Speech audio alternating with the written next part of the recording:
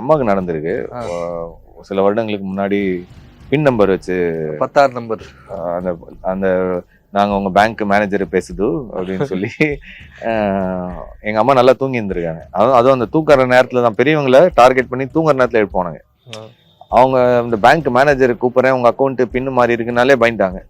என்ன சார் சொல்லுங்க பின் நம்பர் உங்கள் ஃபோன் நம்பருக்கு ஒரு பின்னு வந்திருக்கோ அதை அனுப்பிச்சி விடுங்க அப்படின்னு சொல்லி அவங்க கிட்ட இருந்த பேலன்ஸ் எல்லாத்தையும் அப்போ எடுத்துட்டான்.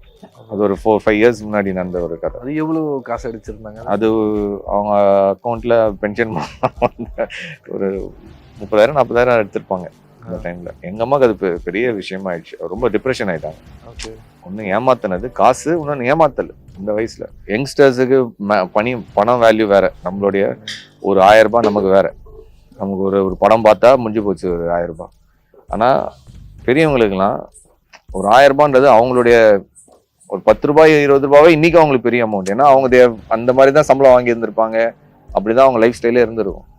இன்னமும் 15,000 ரூபாய் பெரிய அமௌண்ட் தான். அது ஒரு சில பேருடைய சம்பளம் அது இன்னைக்கு. அதை ஒருத்தன் அசால்ட்டா அடிச்சுட்டு போறான்றது ஏத்துக்க முடியல.